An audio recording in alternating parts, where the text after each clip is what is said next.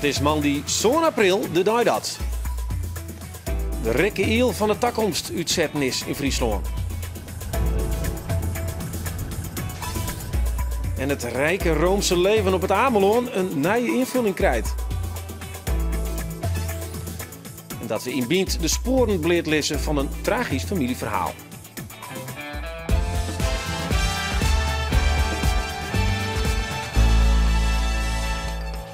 Goeien en welkom bij Bient. Waar wordt de opvolger van Steensma uit Ljouwert als Frieske onderneming van het jaar?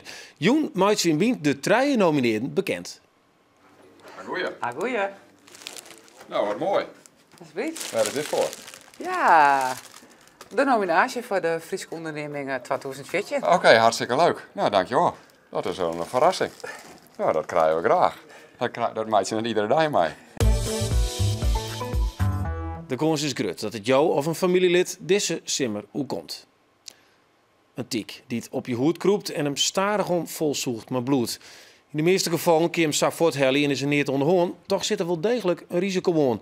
Zo'n 1500 Friesen rennen eerlijks de ziekte van Lyme op. Bij een te lette behandeling kan dit dramatische gevolgen hebben. Dat ondervoer ik de 24-jarige Arjen van Dijk van Tjemerum. De ziekte van Lyme maakt van deze sportieve student een stille jongen die nog kwalijk maar daardoor niet komt. Hij krijgt met een soort moeite zijn bachelor communicatiewetenschap aan de Universiteit van Nijmegen hellen. Hij moet bijkomen en is wurg. Ik heb over jou hier klachten, zeg maar de laatste 3 jaar is het wel zo erg dat het me zo behind dat ik eigenlijk net vol met dwang kan. Maar het is als een sluipmoordenaar west in de zin van heet dit stapjes bij stapjes achteruit heet dit. En eigenlijk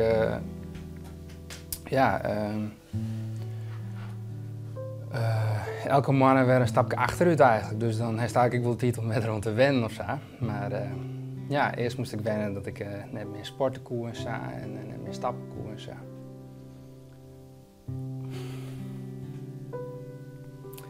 En nou is het wennen dat ik bijna naar mijn boete kom kan. Mijn boodschap neem ik dan kan. Dus ja, zo gaat dat elke keer weer wat achteruit. In het begin testte zijn huisarts op Lyme, maar dat kwam niet uit. Testen dogen vaak net. In het Radboudziekenhuis werd in 4 minuten vastgesteld dat het ME wezen moest. Het vermoeidheidssyndroom waarvan men zei dat het tussen de eren zit. De gedachtegang daar een beetje achter is de cognitieve gedragstherapie wat ze daar doen. En het idee daarachter is dat die ziekte dat het eigenlijk een soort negatieve spiraal is. Waar iets door die bevindt, waar iets minder dorst, negatieve worst, waar minder dorst. En meer het type van skop onder de kont of het ja, en ga maar op de loopband en voer het op. En die pijn is net echt en die burgers is net echt. En hoe zieker ik waard, hoe meer ik daar afstand van nam van dat kind net, maar u met me hier al meteen in gaan. Dat klopt net. Hij komt te lonen in Brussel bij een van de belangrijkste specialisten op het Lyme-gebied. En die stelde de ziekte wel vast. Nu is hij daar onder behandeling en het krijgt een antibiotica-kuur voor zo'n mannen afsluiten. Je toch maar het beter worden. Ik ben gewoon heel blij dat ik het wist. Ja. Want dan zou je het eerst toen jezelf te twijfelen. Wat twijfels dan nog van? Hoe kan dat nou? Ja, zit het dan allemaal tussen mijn eeren? Hoe kan dat? Hoe kan ik nou zo ziek wezen? En dan eigenlijk is het meer van, net zozeer twijfel om mezelf, maar meer van, hoe kan ik nou mensen uitzoeken? Ik ken mensen maar net uitzoeken. Dat slaagt het net. Ja. Oké, die dokter die had dat vastgesteld en dan ben je bleed. Ja, want ik hield al lang die ziekte, dus het is net zo van, goh, dat is Lyme, oh nee, wat veel. Nee, ik wil al lang ziek. en eindelijk weet ik wat het is, dus ik ben helemaal blij. Want dan heb je een beetje vooruitzicht, maar dat oren dan, daar koek niks meer. Nee, en hier is nog kans op in ieder geval een stuk verbetering. Dus daar ben ik nou mee bezig.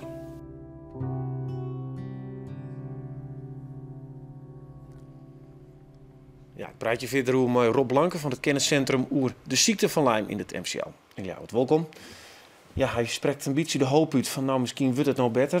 Kun je daar al wat oezezen bijvoorbeeld? Wordt het beter als je de goede medicijnen krijgt? Over het algemeen wel, maar het hangt er wel erg van af wat de oorzaak is van de symptomen. En met name bij mensen met een lang bestaande Lyme, met een chronische klachten, is de oorzaak niet altijd een nog actieve infectie. Mensen kunnen bijvoorbeeld ook restverschijnselen hebben van de schade die de bacterie heeft aangericht.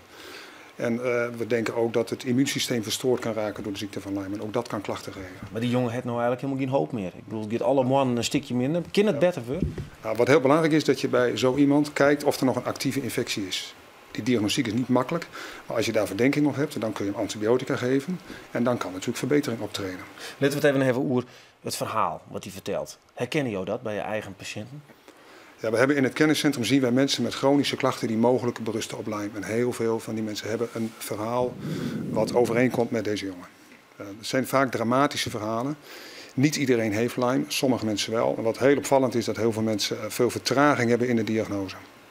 Ja, wat bedoel je ermee? Dat het niet herkend wordt. Kijk, de ziekte van Lyme is standaard, krijgen mensen een tekenbeet, een rode ring en dan wordt het vaak wel herkend. Maar niet iedereen merkt de tekenbeet op. Ook de rode ring die gaat wel eens aan je aandacht voorbij. En dan kun je dus in een chronisch ziektebeeld terechtkomen met wat griepachtige verschijnselen, moeheid, soms ook wat gewrichtsklachten, neurologische klachten. En dan is het stellen van de diagnose veel moeilijker. En ja, dan wordt het niet altijd herkend. En het komt ook omdat de klachten die mensen hebben vaak bij meerdere specialisten thuis horen. Ja, wat hij zei eigenlijk, van dan wil je dus naar het Radboud Universitair Centrum stuurt. Dat is een kenniscentrum. En dan zeggen ze na 4 minuten, nou die het ME. Ga maar op een bonsteen, draaf maar en ga maar terug de pine heen. Wat vind je daarvan? Ja, dat kan ik moeilijk beoordelen. Dat weet ik niet Maar goed. begrijp je dan dat zo'n jongen er... Nou, wat hij zei, dat is ook heel emotioneel. Van, ik koet mensen net goed zoeken. Nee, dat is, ME is natuurlijk een hele moeilijke diagnose. Hè. Daar kun je heel weinig mee. En als de diagnose Lyme bij je wordt gesteld, dan natuurlijk krijg je hoop. En dan is er toch weer kans op misschien effectieve behandeling. Wil ik even met jou naar het verhaal wat toch in deze weken van de tiek, want daar draait het om, toch een beetje de bobbel krijgen. Hè, dat ben die zelfderings. Sta je terug de vereniging van Lyme-patiënten. Er zijn 4 mensen hebben Arun Jellier zelfmoord pleegd. Schrik je al van die cijfers? Nou, het is natuurlijk ontzettend dramatisch hè, dat mensen zo wanhopig zijn dat ze zoiets doen. En ik denk dat je daar ook de consequentie of de gevolgen, dat je moet concluderen dat er sprake is van een ziektebeeld wat qua diagnostiek en behandeling, daar schieten we gewoon nog in tekort. Maar het idee om te krijgen, maar het gevoel van ik weet net wat ik heb. Ja, en ook wel de beperkte mogelijkheden voor behandeling bij veel patiënten. Want veel van die mensen hebben vaak al wel heel langdurig antibiotica gehad en dat helpt gewoon niet bij alle mensen. Dus ze voelen zich wanhopig, zijn vaak ook niet of nauwelijks erkend door in de medische wereld. Dus daar ligt gewoon een probleem. En ik denk dat het heel belangrijk is dat daar nog verder onderzoek naar wordt gedaan. Met name bij die groep mensen met chronische klachten. En hoe zit het bij Jim dan in het ziekenhuis? Nou, ken je ook patiënten die het zelfs te kwaad dienen? Nee, gelukkig niet. We hebben wel mensen die af en toe echt ten einde raad zijn. En die kunnen ook niet altijd bij ons terecht en wij kunnen ze ook niet allemaal helpen. En dat is een probleem. Mensen komen ook vaak bij alternatieve artsen terecht om toch maar hulp te Dus die zoeken. jongen gaat ik naar België dan? Ja. En, is dat een goede stap? Nou ja, blijkbaar is het een arts die bij hem de diagnose heeft gesteld en waarbij hij zich goed voelt. En ik denk dat dat prima is. Dan moet hij dat ook niet veranderen. Nee. Maar in principe zou het zo moeten zijn dat het stellen van een goede diagnose en een behandeladvies ook in Nederland mogelijk is. Maar het punt is dat het bij deze groep heel moeilijk is om een goede diagnose te stellen en dus ook een goed therapieadvies te geven. Het is voor Jim ook heel dreig, denk ik. Dat is voor ons ook niet makkelijk. Nee. En het is dus belangrijk dat er extra onderzoek naar wordt gedaan. En op het ogenblik wordt er in Nijmegen is er een groot onderzoek loopt, waar hij dus geweest is, maar op dit moment doen ze daar een groot onderzoek naar de chronische Lyme en de effectiviteit van verschillende behandelingen. En we wachten eigenlijk de resultaten van dat onderzoek af om toch wat meer daarover te weten. En er is wel onderzoek gedaan op dat gebied, maar dat is allemaal niet geweldig uitgevoerd, dus het blijft lastig. Dan even naar het beestje zelf. We zien en krijg al die vieze beelden van tieken op je hoed. Nou ja, ik heb er Arun Simmer 2 bij mijn been uit het hier hellen. Het is wel een verschijnsel wat heel dichterbij komt. Ben wij daar alert genoeg op, Nevertje? Nou, tekenbeten komen heel veel voor. Ik dacht altijd 1 miljoen per jaar in Nederland, maar gisteren was op het journaal zelfs 1,5 miljoen. En ongeveer 3% daarvan loopt de besmetting op. Dat betekent dus 45.000 mensen per jaar. Dat is flink. Dat is heel veel. En dat betekent dat we daar dus eigenlijk niet alert genoeg op zijn. Ja, hoe loop je een teek op? Een teek zit over het algemeen in het gras, struikgewas, varens, met name in het bos, in de duinen. En ja, als je daar recreëert, dan loop je risico. En dat betekent dus dat je voorzichtig moet zijn. En dat is eigenlijk niet zo heel ingewikkeld. Lange broek aan, sokken over de broekspijpen, lange mouwen. Ja, lekker. Heb ik een hippe broek aan en dan moet ik me de sokken erin. Nee, nou, ik zou het graag willen zien, maar afgezien daarvan. Dan is in ieder geval de volgende stap is om je s'avonds te checken. Ja. Dat doe ik zelf ook. Ik ben van graag buiten en als ik risico heb gelopen, kijk ik mezelf. Maar maak je je zwaar dat je een tiek hebt? Nou, ik let er wel op, als ik een teken heb, dat ik hem vroegtijdig verwijder. Hè? Want als een teken op je huid zit en je bijt, is het risico besmetting wordt veel groter naarmate hij langer op je huid zit. En verwijder je hem in zijn algemeenheid binnen 24 uur, dan is het risico weliswaar niet 0, maar wel heel klein. En zit hij langer dan een paar dagen op je huid, dat hij echt volgezogen is, dan heb je een behoorlijk risico, misschien wel 20% om de ziekte van Lyme te krijgen. We kunnen nog even een kaartje zien litten van de gebieden werd dan een soort van die tieken vaak komen. Misschien kunnen we dat nou even zien. Dus de gevallen van Lyme, die herinneren dan heel tijd op. Ja, je ziet dus dat de Gaastland en de eilanden, dat zijn met name in Friesland de risicogebieden.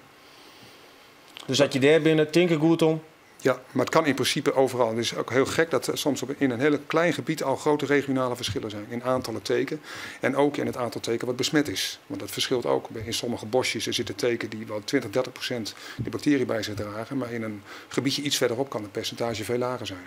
Dus duidelijk, ik heb Joert aan het ziekenhuis om die beelden te vinden van hoe verwier die een teken. Die kist oorlog vinden. Nog één tip voor jou, want ze zeggen ze betieden wel eens draaien, loeken of gewoon loeken. Wat is het nou? Met een pincet bij zijn kop beetpakken en voorzichtig omhoog trekken. Oké, dus geen draaien. Nee, en als er kleine deeltjes achterblijven, monddelen, die kun je gewoon laten zitten. Die gaan er als een splinter. Die werk je huid er vanzelf uit. Oké, en naar de dokter gaan? Nou, wat belangrijk is als je een teken gehad hebt om de plek waar je gebeten bent in de gaten te houden. Dus eventueel datum opschrijven, een paar dagen checken. En of er een ring ontstaat, eigenlijk een paar weken. Maar de ring kan zelfs wel een maand duren voordat je die ontwikkelt. Ontwikkel je die, dan zeker naar de dokter. Heb je een volgezogen teken, die dus echt al een paar dagen er heeft gezeten, kun je ook naar de dokter gaan om eventueel een preventieve behandeling te nemen. Nou, Rob Blank, hartelijk dank voor je uitleg. En hopelijk kunnen we toch wel genieten van de natuur. Want, vast en zeker. Ja, bedankt. Maar de natuur is net meiden. Ja, dat er in Friesland een soort nieuwsgierige bedrijf binnen, dat docht elke keer wel weer blikken uit de verkiezing van de Friese onderneming van het jaar. En ik dit hier door Omroep Friesland wel live verslag van die finale van dit evenement. En dat is na je weekend die op het plak van Bient. En wij doggen nou in Bient alle dagen laten we een reportage zien van de ondernemings die het mij doggen. En Joet verrast dat Joeke Kroeze de traaie bedrijf die het nomineert binnen voor de Friese onderneming van het jaar 2014. Als journalist breng je net vaak het goeie nieuws. Maar voor deze gelegenheid maken wij naar bedrijven om ze te verrassen met de nominatie van Friese onderneming van 2014. Goedemorgen. Goedendag. Is Jos Jellesma aanwezig? Nee, helaas net. Oeh. Nee. Jammer. Is hij hier? Ik of is hij ergens anders? Nee, hij is net aanwezig. Ik neem bereid. We beginnen in Snits en hebben blom mij van directeur Jos Jellesma van Sipeda Verhuur. Het is duidelijk een oerval. Directeur Jellesma is er net vanwege familieomstandigheden. Maar hij krijgt goede vervanging. Dat wisten ze ervan? Nou, wij wisten ervan. Hallo. Ja. Goedemorgen. Goedemorgen. Ja, uiteraard. We wisten dat wij meedoen aan de verkiezing van de onderneming van het jaar. Ik zou zeggen, het blom voor jou alsjeblieft. Nou, hartstikke mooi. Dankjewel. Ja, nou begint het eigenlijk, hè? Ja. Nou ja, wij beginnen voor Sipeda Verhuur. Nu komen we op afdeling transport en expeditie. En dit is natuurlijk het grotere materieel wat bij deze klant gebracht wordt met een eigen wagenpark. Dat kun je zien, al je actie in werk en uitvoering hier. De crisis, dat merken wij natuurlijk ook wel. De bouw is een heel belangrijk onderdeel van onze bedrijfsvoering. Toch kunnen wij door de crisis goed hinslaan.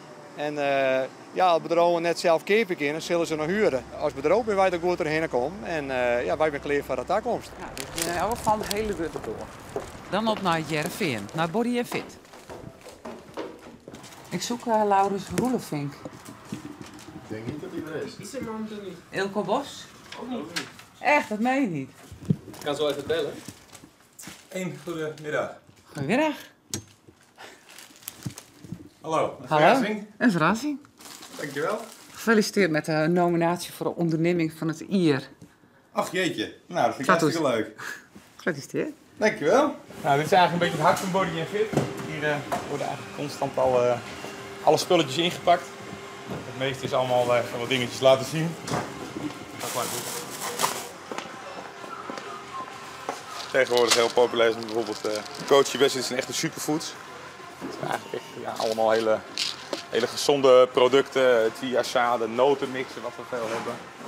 Maar ook bijvoorbeeld onze eigen muesli's. Het is heel nieuw, we zitten hier eigenlijk net pas een jaar.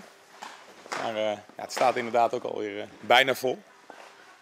En volgend jaar gaan we eigenlijk zo'nzelfde pand dat we hier nu hebben, gaan we aan die kant ernaast zetten. En, wat dat betreft gaat het heel hard. En dan nou naar de Gediek. Goedemiddag. Goedemiddag. Wij zijn op zoek naar Gerrit Baarda of Harry Kok. Ze zijn beide in overleg.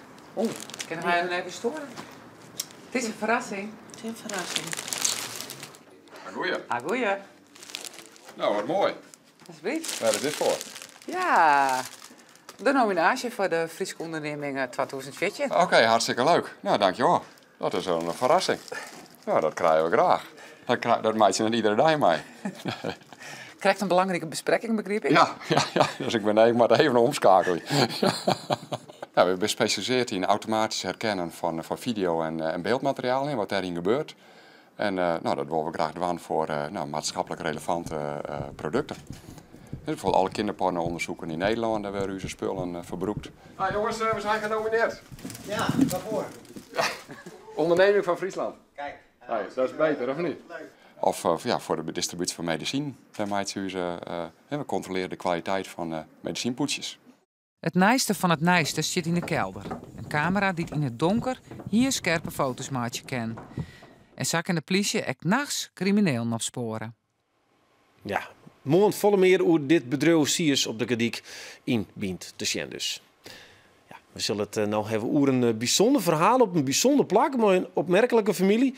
Ik heb het over het verhaal van de familie Veenstra in Verwaarde. En Maarten Knossen, daar heeft mij dit eens een keer verteld. Dus daar moeten we echt even een slag van hebben. Want even in het kwart, we hebben er te veel niet geweest bij het verhaal. Dus dan liest het nou even in. Ja, ik kwam er een aantal jaren in, kwam ik daar omdat het pand waar het toe gaat, daar moest iets mee. Het is onderdeel van de Oudtwas erfroute, daar nog het nodige wolles mee. En wij woonden nooit denken over de toekomst van het gebouw. En het is een pleats, verbouwd als een soort van timmerwerkpleats. Klopt, ja, het is een timmerwerkpleats. En wij waren met een aantal mensen uit ons netwerk, die gingen we meenemen daarheen om te laten van nou, dit is plak, hier gaat het om. En hier moeten we een betere toekomst vervinden. Want ja, dit komt zo net goed. Het gebouw stiet op Instatten. Het was onderdeel van de museumroute. En het was al sluiten op dat moment. Nou, wij kregen het verhaal te jen van het gezin wat er wennen had. Hoe de geschiedenis van die timmerwerkplak en dat gezin ging is. Nou, we gingen alle een stien in de magen en ja. Wat de ingrediënten, een vrouw die het 40 jaar net boeten wist, hè? Daar komt het op deel, ja. Maar een aanleiding die het hartverscheurend is, maar als resultaat, en dat zullen we zo zien, ja, dat dit te bijzonder is om shit te leren. Ja, want daar draait het om 200 jaar oude pleats die moet eigenlijk geld krijgen om verbouwd te worden. Ja. Want alles is nog in orde steert. Zat die mensen het nou ergens in jontje 50 leeslitten hebben, is het nog zo. We zullen zien, want we sturen Henk de Biezenbeek de Neta om daar een mooie reportage te maken.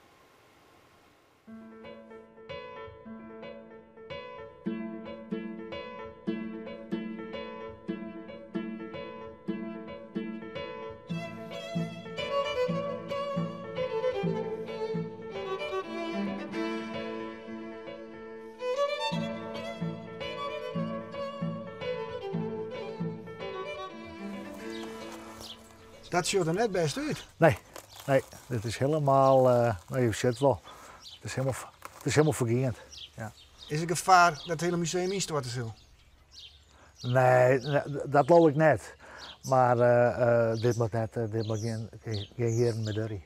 Als je rondzuigt van wat de belangrijkheid is van dit museum, dan kan het net verlengd gaan. Want waarom is het voor Jim zo belangrijk? Een soort gebouwen van de oude verzettingsroute zijn inrichten met spullen die uit oerlewij komen. En dit is helemaal haast van 99% authentiek.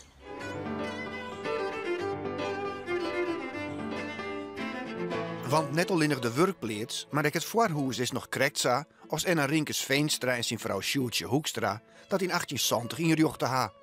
Opjochter Iris Skakel van de Oudtwas erfroute neemt de timmerwerkplaats het kroonjuweel van de museumroute. Want net alleen dat je de rijkdom van de bewoners toont, ook haar tragisch glibben. En deze mensen, die ben ook ongelukkig geweest in het krijgen van Ben en ik. Dat had mij altijd tegen ons prutsen. Want de eerste band die ze kregen, was een tweeling. Die ben daar geboren. En toen kregen ze een jonkje en die is net oud geworden. Ik maar een vrouw of 4 mannen, die is aan toen een kinkhoest. Dat is het eerste hier toen. En dan komt er een werentwaling. En die is weer daar. En dan komt er een famke. Nou, dat is het einde, want dat famke dat is een alles Ike. Dat maakt het mooiste badwoord van. Het had het onvoorstelbaar wat dat famke, maar dat famke dat was saffe popke. Die mocht net boeten als het hurwien weer, die moest in het huis blijven als het winter weer. Want daar moest nou niks meer mee gebeuren, want dan werd het net best. Dan werden ze alles kwijt. Maar Ike wou er wat vreemd van. Die kwam net meer zo goed boeten. Vriendinnetjes, ja, wie ik moeilijk. En want ze mocht dit net en ze mocht dat net. En zo was Ike een famke, ik een jonge faam. Want troch alle bescherming kwam dochter Ike haar hele libben haast er door net meer uit.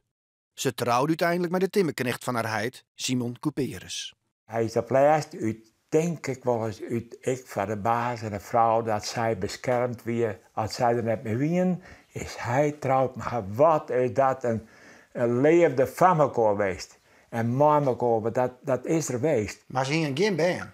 Dat mocht net. Ze mocht net van de 40ste jaar mocht trouwen met Simon. Want dan wie zij datzelfde gevaar als zij ik hanteren. Ze gingen toen de middelen net niet bij haar. Geen opvolgers en dus waar de volgende knecht bij de nieuwe timmerman. Ont 1968 en ik die niet het verroren. Restaurateur en ambachtelijk timmerman Pim ter Haven werd door de organisatie onderlutsen om de werkplaats terug te zetten. Uit een onderzoek is naar voren gekomen dat ze het liefst iemand hadden die gewoon de werkplaats weer als timmerwerkplaats in gebruik zou nemen. Maar waar vind je zo iemand? Want je wil het liefst iemand die ook dat nog gebruikt. Maar het is nog dat authentiek gereedschap. Dat is nog echt het authentieke gereedschap. Tegenwoordig wordt het allemaal gevreesd. Of tenminste, voor een groot deel. Maar ja, ik heb toch wel een voorliefde om nog ook met dat oude spul te werken. Het gereedschap van de oude Veenstra, ja. Dat gebruik je ook nog steeds? Nou, het gereedschap van Veenstra niet, op een enkele uitzondering na. Want ik heb op zich mijn eigen collectie schaafjes en beitels. Maar een hele enkele keer wel. Dus, maar ja, ik zal het wel even laten zien. Onder andere zie je hier nog een hele rij met allerlei schaafjes staan. Waarvan sommige wel 400 jaar oud zijn. En die zijn allemaal nog gemerkt, zoals deze, met EF en een Veenstra. Gebruik je het zelf ook nog? Het gereedschap van Veenstra niet echt. Op een hele enkele guts na. Die overigens niet gemerkt is. Maar Veenstra deed ook vrij veel in de wagenmakerij. En ik had een guts nodig om een naaf uit te steken. Voor een gietijzeren bus. En deze bleek daar precies in te passen. Dus dat lijkt me geen toeval. Dus deze heb ik nog wel eens gebruikt. Maar voor de rest, dit is allemaal zo antiek. En ik heb het ook in mijn eigen collectie. Dus ik heb de behoefte niet om dit te verstoren. Maar als dit gebouw zijn museumfunctie terugkrijgt, ja. Is er dan nog wel werkplaatsruimte voor jou? Jazeker, dat moet kunnen. Kijk, het gaat er vooral om dat het voorhuis echt onaangetast blijft. En de werkplaats, nou ja, ik werk in grote lijnen met hetzelfde spul. Dus op momenten dat we open zijn voor bezoekers, dan kan ik me daar wel op aanpassen. Dat moet wel lukken. Ooit wie dit museum het mooiste museum van de hele Oudvaartse erfgoed. Ja, dat is het. Want hier is alles echt. Hier is niks van oor, hier is alles van hun. Hun leven, hun gedachten, hun wereld ligt hier. En hoe dreigend krijgt dit museum de eind? Ja, dat is heel verdrietig, vind ik. En ik vind het heel jammer van Friesland. Van mij is het niet zo erg meer. Ik ging hier aan de waai. Maar Friesland bloot hier en dit moet nooit, hoop ik, verlengd. Ja, die oproep die is bij die binnenkwamen, want dan zou Spiekerveld over het verhaal jaren. Ja. Het schijnt er geweldig te wezen om erom te stappen. Ja. Maar wat gebeurt er nou mooi met deze oproep? Nou, als je de consequentie van het feit dat we eigenlijk op die dag zijn hebben, dit moet zo blauw altijd is, dit moet nooit verhoren en dan moet ik weer een timmerman in en die hebben, hoe is het mogelijk, we hebben hem gevonden ergens in de omgeving van Amersfoort. Maar de consequentie daarvan is wel dat het heel moeilijk is om daar een goede exploitatie te draaien. En de moet voor €300.000 restaureerd worden. Jelle de Jong, architect, heeft een goed plan maken. Het is inzinnen om subsidie te krijgen. En het is alsof de pech teruggaat. Ze binnen als een van de laatste uitlotten uit de pot om voor subsidie in aanmerking te komen. Dus ja, ik hoop dat er een oplossing voor komt. Ja, maar hopen, daar zit je het voor. Dat mag niet gebeuren, nee, toch? Nou, we zijn met 2 sporen bezig. Eén is die subsidiekant. En de andere is dat we nou met Bouwend Nederland afdeling Friesland in gesprek binnen. Om een soort van leerling-gezel-project op te zetten. Maar dan op een manier die het volle vierde gaat dan alleen nog maar één meester en één leerling. Maar een hele groep. Maar een squallen die er echt een project van maken. Zodat we met materiaalkosten eigenlijk heel vier komen kennen. Ja, dat zou betekenen dat we het in volle legere investeringen rond krijgen. Maar dit moet restaureerd. Dus als mensen dit ongriept, kom maar een bijdrage, dat helpt. Oké, Bient@omroepfriesland.nl. Dank je het, Fine. Ja, dit weer Bient. Zit erop voor Joen. Morgen ben we er weer. Mooi onderhoor een verhaal over Windows XP. Ontan.